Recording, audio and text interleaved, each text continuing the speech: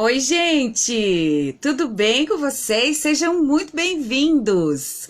Sejam muito bem-vindas para a nossa live que está começando neste exato momento. Mais uma sessão de pipoca e psicologia. E na sessão de pipoca, eu tenho uma convidada para lá de especial.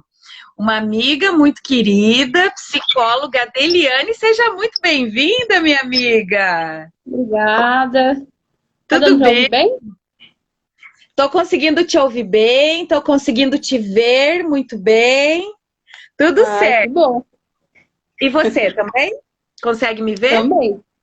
Tranquilo. Tudo certo. Que bom, seja muito bem-vinda a psicóloga Adeliane, que é parceira. Somos parceiras de trabalho já há tanto tempo, né, Anne?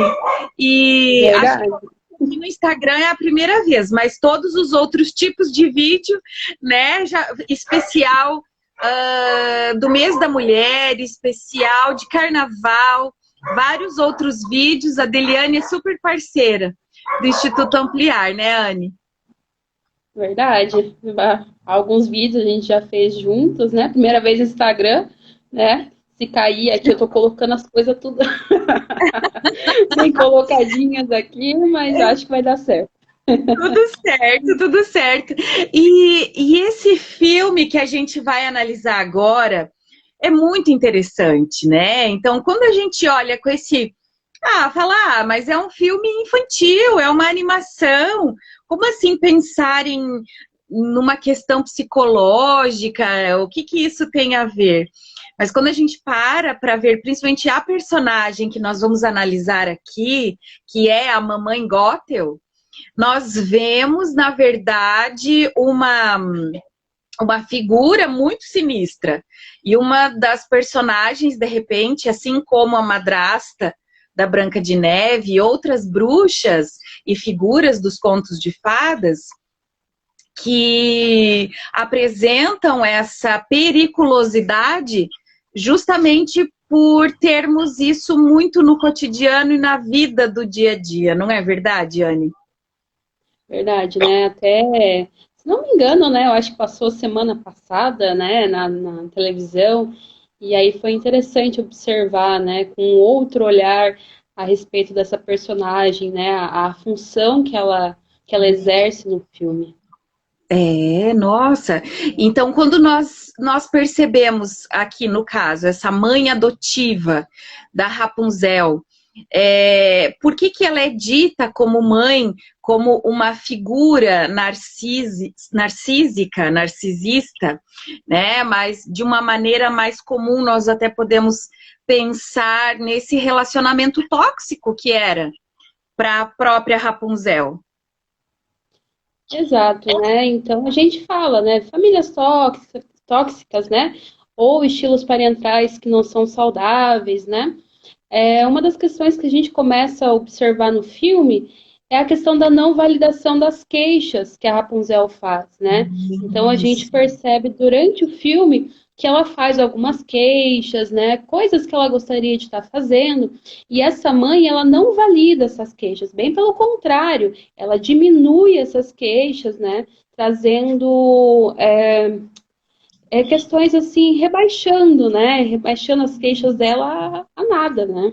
Exatamente, quando ela fala assim, mas eu queria tanto ir lá fora, sair dessa torre, de repente conhecer pessoas, conhecer alguém especial.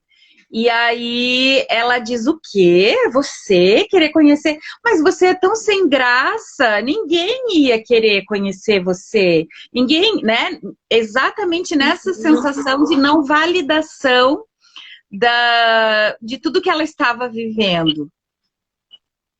Exato, e a gente observa assim como que as falas dessa personagem ao longo do filme elas são incapacitantes, né? Então a Sim. gente percebe como ela fala assim que a menina é frágil, como que ela é ingênua, então ela não pode sair daquele local porque ela não seria boa o bastante para enfrentar, né, o que está lá fora, né? E Então que a mãe dela sabia mais. Isso, que tem até na música, assim, né? Que aparece a sua mãe que sabe mais. E assim, ela sempre coloca tudo de um jeito passivo-agressivo. Que principalmente filhas sobreviventes desse abuso já vivenciaram, porque fala assim, mas como assim? Minha mãe faz isso porque ela quer o meu melhor. Né? Ou faz essa confusão de que parece que é para o bem, fala com uma voz suave, mas ao mesmo tempo está sendo tão horrível, aprisionando, cerceando, torturando, vitimizando de uma forma tão assim, cruel, mas isso não é feito de uma forma escancarada, é feito sempre de uma forma velada. Então, nós estamos aqui analisando a personalidade, né? Essa personagem da Mamãe Gothel, da Rapunzel, mas também pensando em todos os familiares tóxicos, pessoas tóxicas, relacionamentos tóxicos que nós podemos, em algum momento da vida, nos relacionar e permanecer nesse relacionamento por não entender que estamos em um.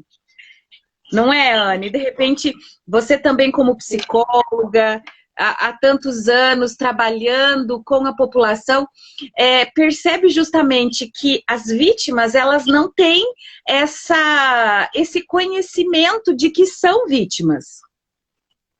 Exato, porque quando a gente fala em um relacionamento tóxico ou abusivo, né, a gente sempre pensa num ciclo, né? Então esse relacionamento, ele não é o tempo todo ruim, né? A gente vê até no filme ali, né, que ela é ruim um pouco, daí depois ela, quando ela vê que ela de alguma forma está perdendo o controle, ela fala: "Ah, não, é brincadeira", ou ela faz algo que compense aquilo, e a gente vê muito isso nos relacionamentos tóxicos. Então, a pessoa faz algo de ruim, e quando essa pessoa está prestes a sair da presença, ou enfim, desse relacionamento, tem essa compensação. Então, assim, não é todo o tempo ruim. Até mesmo ela não tinha uma visão ruim da mãe dela, né? E a gente tem que lembrar o que é construído, né, na nossa história de vida ao longo do tempo, né? Então, como que a questão social acaba interferindo nisso? Então, a gente escuta, família para sempre, honrar pai e mãe. Não que isso esteja errado, mas isso... Não é? Mãe sabe o que faz, ser mãe é padecer o paraíso, mãe ama incondicionalmente. Exato, por isso que é tão difícil, porque assim, aquela questão, né, os pais fazem o melhor para os filhos, né? É muito interessante quem tem essa presença dos pais e tudo, né? Mas a gente tem que entender que não são todos os pais que agem dessa forma, né? Então, e aí tem uma fala interessante mais para frente dela, que ela faz assim: mas eu não fiz nada de errado, então agora eu sou a vilã. E a gente vê isso no dia a dia, né? Que esse tipo de relacionamento, muitas vezes, ele traz culpa para essa pessoa, né? Então, por mais que a mãe, o pai ou alguém da família esteja com um comportamento aversivo, ele transfere essa culpa para o filho, né? Então, o filho ainda se sente culpado por estar nessa relação. Exatamente. E a gente percebe no filme, nesse filme agora, nessa nova versão da Disney, da Rapunzel, que se chama Enrolados, onde a Mamãe Gothel faz toda essa artimanha e ainda fala, mas você que quer que eu seja vilã e tal, enfim. Quando o Flynn Rider busca a Rapunzel e ela faz... Busca não, né? Eles fazem lá aquele combinado e ela sai da torre, que sempre foi o desejo dela, o sonho dela, sair daquela torre. Vocês se lembram que na animação mostra de uma forma muito caricata o momento, ela vai pisar na grama, o que que ela vai fazer, e aí ela se rola, e esse movimento ali da personagem é o que geralmente acontece nas vítimas ou nas pessoas que estão dentro de um relacionamento tóxico, onde ai, nossa, como eu tô adorando isso daqui, eu tô conseguindo ficar livre, eu tô conseguindo agora ver os passarinhos, respirar esse ar puro, e aí ela rola na grama, mas aí depois ela chora e fala, eu sou um ser humano horrível, porque eu desrespeitei a minha mãe, porque ela nunca vai me perdoar. E fica assim, cômico, ao mesmo tempo entediante para quem está ouvindo, porque o Flynn Rider lá, ele fica assim, né, tipo, ai, se decida, você é a pessoa mais estranha que eu já conhecia, não tô te entendendo. Justamente, o que ele estava falando daquilo ali, do movimento neurótico em que a Rapunzel se encontrava, com aquela mãe extremamente abusiva, ela, na codependência dessa psicopatologia, acabou tendo esse movimento muito neurótico. Exatamente, né? E a gente vê nos pacientes, nos clientes, esse sentimento ambivalente, né? Porque é o pai, é a mãe, mas ao mesmo tempo está me fazendo mal. A gente percebe no filme a questão assim, que a torre em si não era o grande problema, né? Porque se ela quisesse, ela ia sair da torre. Mas essa mãe, ela fez com que a Rapunzel internalizasse coisas que ela se sentia incapaz. É interessante quando ele entra e ela percebe que consegue derrotar ele, né, com a frigideira, ela fala, mas eu não sou tão incapaz assim. E aí ela tá falando com a mãe, ó, mãe, mas eu não sou, mas isso... E a mãe não deixa ela falar, né? E uma das coisas interessantes também, uma pequena curiosidade, é que o animal de estimação dela é o camaleão. E isso é interessante, porque o camaleão, ele se modifica pela perspectiva do outro, né? Ele se modifica por meio do que o outro oferece, né? Então é bem interessante, não sei, né? Não sei dizer se foi proposital, mas assim é interessante porque ela também se modifica a partir dessa concepção do outro. E é isso que a gente observa, né? Ela tem comportamentos para agradar o outro, né? Evitando uma punição. Porque se a gente for perceber, a mãe dela não trazia reforço positivo, apenas reforço negativo. Então, o que ela fazia é para evitar uma punição, né? Então, é bem interessante. Nós temos aqui, oi, Érica. Oi, gente que tá aqui, gente linda. Sejam na nossa live, quanta gente bonita. Obrigada pela participação. A Érica, ela escreveu aqui, eu não tô conseguindo ler, peraí. Você consegue ler, Anne? Deixa eu ver aqui. Eu fugiu aqui. Voltou. Diz assim, ó. No filme, o cabelo era o interesse da mãe. Na vida real, o suprimento narcisista é manipular, gerar sofrimento e depois ser a cuidadora. É um ciclo que se repete, exatamente, Érica. E na vida real, isso é contra. É um paradigma, é um mito. Falar sobre abuso materno é algo que não gera muita empatia e gera até um distanciamento e um estranhamento. Mas como assim? Você está falando de mãe, mãe é um ser sagrado. E a gente precisa desmistificar porque mães são humanas, são pessoas. Pais são humanos, são pessoas. Então, quem pode trazer sofrimento para outras pessoas? Todos. Pais, mães, filhos, irmãos, namorados, maridos, esposas, né? O que a gente precisa pensar não é o que a pessoa diz, mas é o que ela faz. Então, nesse caso, bem como a Érica colocou ali, essa questão realmente do ciclo da violência e o quanto que isso se repete, se refaz, movido por essa inveja das possibilidades. No caso aqui, como nós estamos falando da madrasta, ou mesmo se a gente pensar lá na bruxa da Branca de Neve, da madrasta da Branca de Neve, também são personalidades muito próximas, né, nesse aspecto. A inveja das possibilidades de querer cercear a liberdade para que aquela pessoa, para que ela realmente consiga esse suprimento narcísico. A Érica diz, existe mãe e mulher com filhos, temos que entender a diferença. Não, exatamente, né, Anne? Exatamente. Principalmente se a gente pensar em função, né? O papel exercido em sociedade e no próprio contexto familiar, né? A gente percebe dentro de famílias com estilos parentais mais manipuladores, enfim, principalmente problemas na comunicação, né? Ou a comunicação ela é ausente, né? Então não tem essa comunicação, ou ela é inadequada, ou dentro dessa comunicação não tem a validação tanto da fala quanto dos sentimentos, do comportamento desse filho, né? A gente tem que lembrar que validação é super importante na construção de um self estável, um self saudável, que essa pessoa vai ter pelo resto da vida.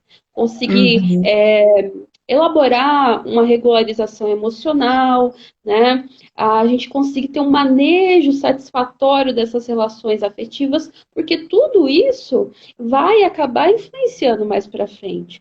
Quando não se tem limite na relação com o outro, porque aí a gente tem esses problemas também quanto limite, né? Porque ou mães, ou pais, ou irmãos, enfim, muitas vezes eles não respeitam o limite dessa pessoa.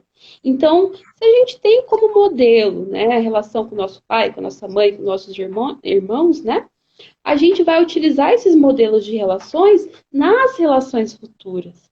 Uma coisa que a gente percebe no filme é isso. Quando ela fala para a mãe, né, eu acho que ele gostou de mim. A mãe fala para ela, né, mas você não se viu no espelho? Né? Você não está se enxergando no espelho? Ele nunca vai gostar de você. Então, isso vai se perpetuando para outras relações.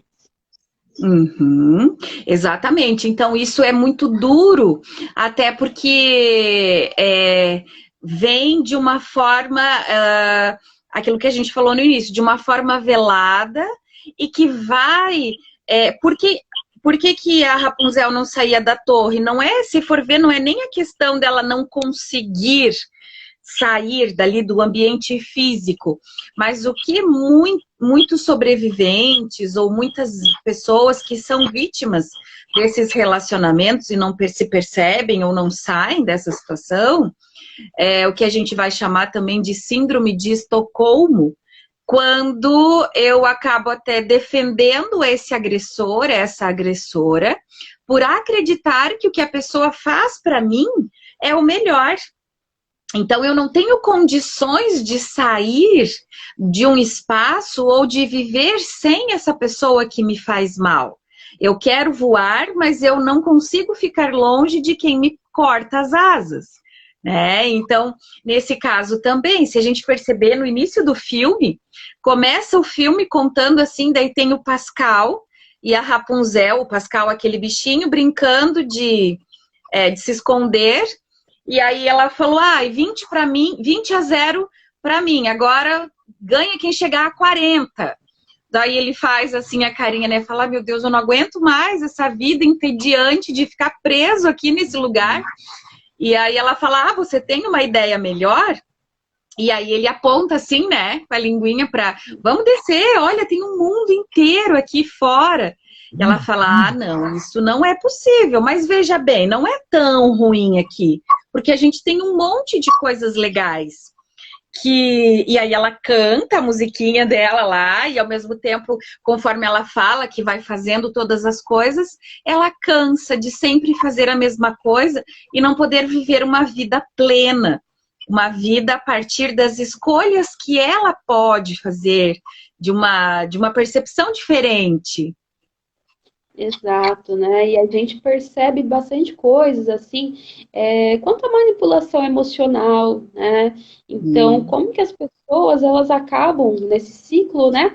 Sendo vítimas de chantagem, mentiras, autopiedade, né? Desses familiares, né? Sim.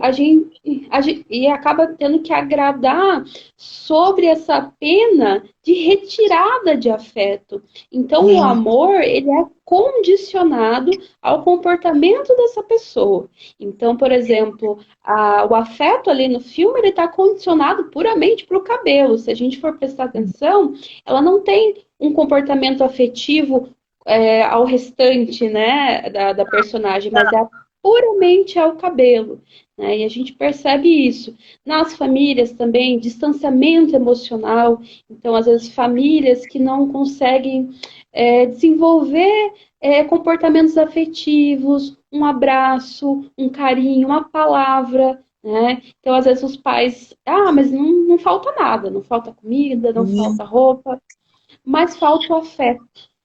Uhum, exatamente. E o afeto é tão importante, é a parte, uma das partes mais importantes, porque a falta desse afeto e a falta da validação, tudo isso vai fazendo com que construa uma autoimagem frágil. Que é isso que nós vemos na construção dessa personagem. Desde que ela é bebê, que ela foi roubada pela mamãe Gothel, né? A Rapunzel, então, ela foi criada por essa mãe, por essa pessoa, que sempre a desmereceu, sempre falou o quanto que ela era mais linda, mais jovem, mais bonita, mais talentosa. Mamãe sabe mais, era o que ela dizia e cantava na musiquinha. Então, assim, nós sabemos que a criança, ela está em processo de desenvolvimento em todas as áreas do seu desenvolvimento humano, mas também e principalmente do seu desenvolvimento psíquico, do seu self. Então, a autoimagem corporal, a autoimagem psíquica, tudo isso ele é construído a partir das relações onde essa criança está. Se uma figura importante, no caso ali da Rapunzel, era a única figura, né? Era a única figura, ela dependia para sobreviver, o que ela falava era verdade. Então, ela acreditava nessa mãe acima de todas as coisas. Então, se a mãe falava que ela era frágil, que ela era boba, que ela era ingênua, feia, insegura, sem graça, ela acreditava que ela era. E se ela era assim, como que ela ia conseguir sair? Olha os perigos que tem lá fora. Exato, né? A gente percebe, né, essas questões dos conflitos, né? Isso é bem presente ali no filme e é presente também dentro desse âmbito familiar, né? Então, muitas vezes, a falta de respeito, violência física ou verbal, psicológica, né? Então, assim, a questão de não tolerar erros, né? E principalmente os pais quando eles são reativos, né? Então parece que essa pessoa, mesmo ela estando no âmbito familiar, ela acaba tendo que pisar em ovos porque ela não sabe o que ela o que ela fala, o que ela faz, o que pode ter como reação, né? Uma reação desproporcional, né? Então não tem uma relação de confiança também. E o quanto que isso gera esse estado de tensão, né? Essa situação tão delicada, como se a qualquer momento uma bomba pudesse explodir. Então, eu preciso cuidar. Agora você falando, nós não somos da psicanálise, né, Anne? Eu sou existencial, a Anne é TCC? Não, behaviorista. Comportamental. Comportamental. Então a gente não sabe muito da psicanálise. Os psicanalistas aqui nos ajudem. Mas eu me lembro de uma prof maravilhosa, professora Renate, um beijo para você. Professora Renate, ela falava assim, explicando sobre a continência. Então, uma mãe continente é aquela mãe que consegue suportar a angústia do filho, que consegue suportar que o filho não seja o que ela quer que seja, consegue dar esse espaço para o filho e falar assim, filho, você pode fazer, mas a mãe vai estar aqui e a mãe te ama. Então, nesse aspecto, nós vemos a falta de continência nessa figura da mamãe Gothel, que é o oposto. Não, é super condicional. O meu amor é completamente condicional. Se você não fizer exatamente isso, você não tem mais valor para mim. Que é o oposto do que a gente estava falando lá da questão de ser continente, né? Perfeito, né? E como que isso vai trazer prejuízos, né? Tanto para o filme que a gente fala, quanto na vida real, né? Porque essa pessoa, ela acaba desenvolvendo um repertório discriminativo muito deficiente sobre os próprios sentimentos, os próprios desejos, ela não consegue se reconhecer nesse processo, né? Aí que entra um pouco da parte clínica, da parte da terapia, de a gente trabalhar essas questões desse repertório, porque os sentimentos, as ações, eles acabam, eles ficam sobre o controle público. Né? Então, muito que eu exerço comportamentos, enfim, ele fica sob controle público. Né? E aí a gente faz esse processo de conhecimento também. A vida dessa pessoa, ela deixa na mão do outro, né? Exato. E aí, por isso que fica tão insegura, por isso que a gente percebe isso ao longo do filme todo, a dificuldade que a Rapunzel tem de tomar decisões, de assumir a vida e de enfrentar. E aí ela mesma, ao longo do filme, vai se descobrindo com tantas habilidades que ela consegue, inclusive de lidar com... Lembra que eles foram lá naquela taberna e eram aqueles homens lá que estavam bebendo naquele ambiente e brigando, e ela achando aquilo tudo muito interessante, consegue conversar com eles e faz amizade com eles. Então ela tinha uma habilidade até maior do que a do Flynn, que era o ambiente dele. Então, assim, é muito interessante de perceber também, a partir desse aspecto, esse filme, ele dá esperança quando ele mostra quem é você de verdade. Você e você se deixa ser aquilo que os outros dizem ou aquilo que de fato você é capaz de ser. Que tem a ver com isso que você estava comentando, né? Perfeito, né? Então a gente vê, né, quando essas pessoas vêm para a clínica, porque assim não é um processo fácil, né? Como a gente estava conversando, o primeiro passo é a questão da consciência, né? De que perceber que tem algo errado, porque é difícil quando, por exemplo, é o único modelo de relacionamento que eu conheço, então é difícil eu conseguir ter essa consciência do que está errado ali, né?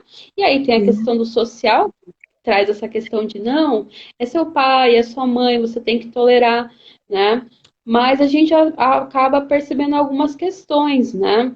Ansiedade, medos em diversas esferas, né? Dificuldade na pessoa se sentir realizada, né? A pessoa acaba aceitando alguns papéis marginais, problemas de autoestima, né, insegurança. Em alguns casos, né, a pessoa acaba desenvolvendo uma baixa tolerância a experiências aversivas, né, então comportamentos de fuga, comportamentos de esquiva, que são levados a outros ambientes também, outros né? Entornos também, dependências, vícios, etc, etc. Perfeito. E aí a gente... Não, desculpa, pode falar. Não, só você. Pode falar, desculpa, eu vou...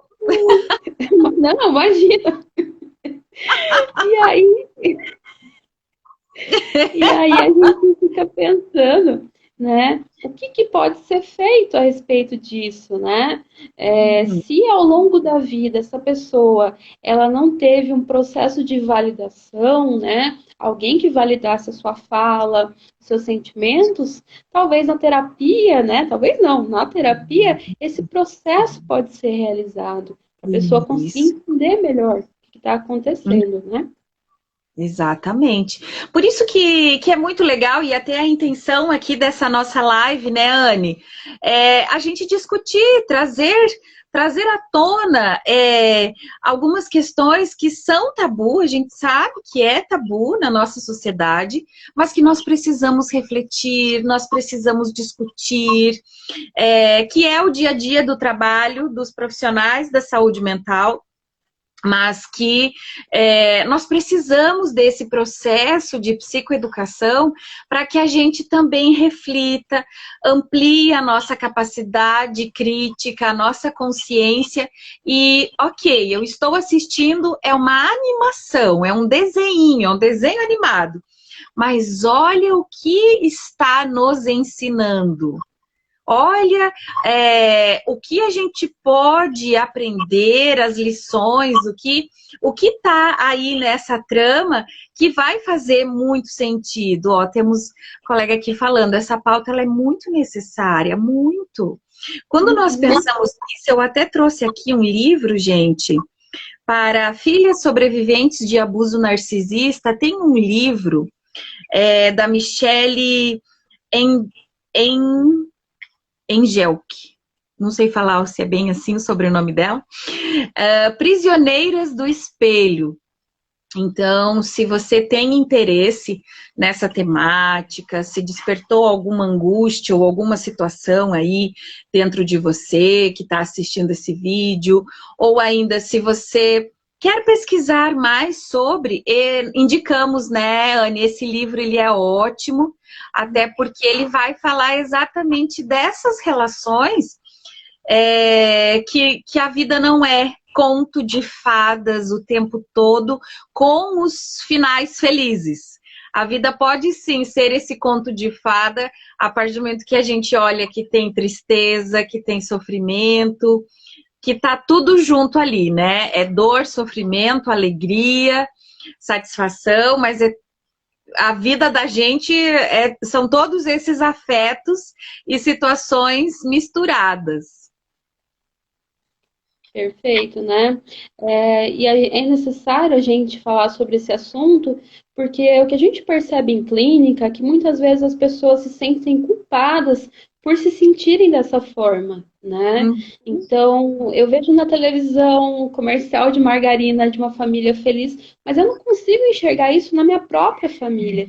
Isso me traz muito sofrimento, né? Então, nós, como psicólogos, a gente está ali para acolher esse sofrimento, para validar esse sofrimento como algo realmente necessário, né? Agora, atualmente, né, por conta do Covid, a gente percebe, né, que muitas pessoas têm que ficar mais em casa, né? Então acabam tendo algumas dificuldades quanto a isso, né? Porque tem mais contato com essa Sim. família, né? E Por aí isso que a gente vê essa dificuldade mais intensa. Então a nossa intenção aqui também é dizer, tá tudo bem, você não está sozinho, procure ajuda, procure relações saudáveis, é possível sair de relacionamentos abusivos, você tem o direito de ser feliz, você tem o direito de sair, de romper com pessoas tóxicas. A Érica diz assim, aquela parte do filme que ela fica alegre por ter saído, mas em seguida se sente culpada, e daí alegre de novo. Aquela cena nos representa demais, exatamente. Essa ambivalência é a pessoa que mais me fez sofrer no mundo, mas é uma pessoa que gerou, é uma pessoa que deu a vida.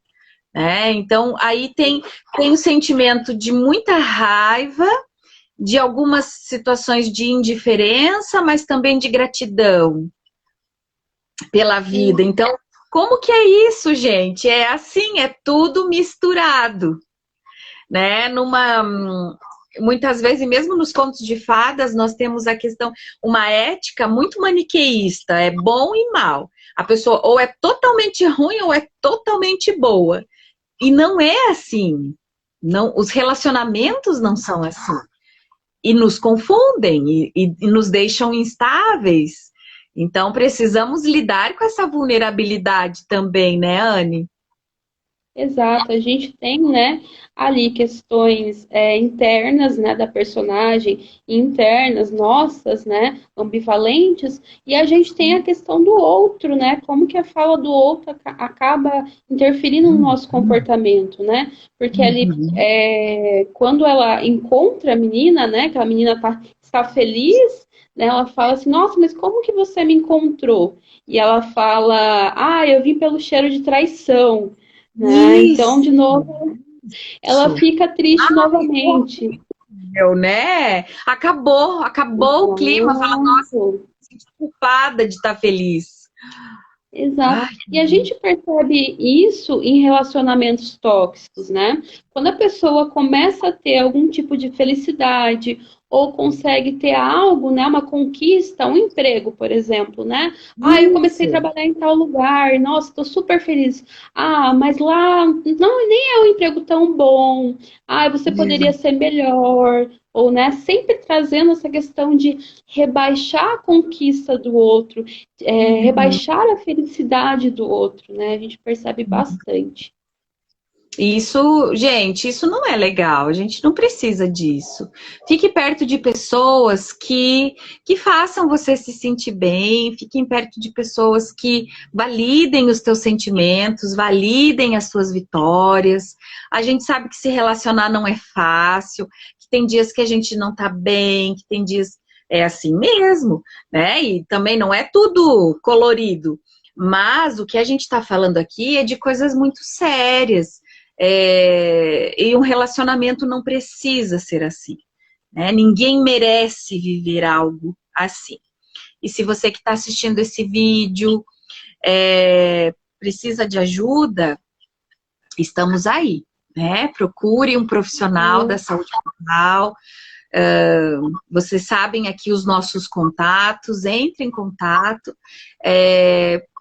Justamente não precisa sofrer e não precisa sofrer sozinho, né? Ai, Exato, minha né? querida, é tão bom conversar com você. Essas nossas reflexões foram tão importantes, difíceis, né? A gente precisa falar sobre isso, mas tão importante. É sempre muito bom conversar com você. Igualmente, né? Eu acho assim, são temas muito relevantes, né? E eu falo assim, é importante esse canal novo que a gente tem, né? Essa forma de trazer informações às pessoas, né? Porque eu falo Sim, assim, se pelo menos alguém que escutou algo auxiliou essa pessoa, já está ótimo, né? exato. Eu Já sempre valeu, já valeu. Exato. E principalmente assim, né, que a gente fala, com psicólogo vai ser um espaço que ninguém vai te cobrar, ninguém vai te julgar pelo que você sente, pelo que você fala. A gente está ali para ajudar, claro, né, a trabalhar questões de culpa, a trabalhar questões, desenvolver repertórios para vocês lidarem melhor com essas questões, né? Porque quando a gente fala em lidar disso, nossa, mas eu vou ter que não posso mais ter contato com essa pessoa, não é bem assim, né? A gente Não. pode estar auxiliando em vários. Aprender a lidar a ponto de eu conseguir me proteger, né? E conseguir não deixar que essa pessoa me invada mais. Porque aquilo que você trouxe até no início da nossa live, né, Anne? A questão de não respeitar, né, os limites do outro e romper essas fronteiras. Cada um tem o seu espaço físico, psíquico, que precisa ser respeitado. Isso entre mães, filhos, irmãos, pais, enfim, todos. Minha querida, muito obrigado. Venha mais vezes. Você sabe que não preciso nem chamar, né? Pode vir, a casa é sua. Gente, obrigada a todos vocês que assistiram essa live, que ficaram conosco aqui, que passaram por aqui também. E deixa eu aproveitar e dar um recadinho, que essa live estará disponível aqui no meu perfil do Instagram por 24 horas. Estará disponível também no nosso canal do podcast. Se você gosta de ouvir podcast, aproveita. Instituto Ampliar, tá? Disponível no Castbox, no Spotify e no Deezer. E também essa live vai estar disponível lá no meu canal do YouTube, Monique Farber. Então, dá para assistir novamente, dá para compartilhar essas informações com quem você acha interessante. Anne, um super beijo. Muito obrigada a todos. Estou vendo assim os coraçõezinhos ali, né? As pessoas agradecendo. Obrigada a vocês por estarem até agora assistindo. Obrigada pelo convite. E me chama que eu vou, tá bom? Ótimo, combinado. Tamo junto. Beijo, gente. Até a próxima. Beijo. Daqui a pouquinho, não percam. Live maravilhosa. Maternidade Real com a psicóloga Luzia. Até daqui a pouco.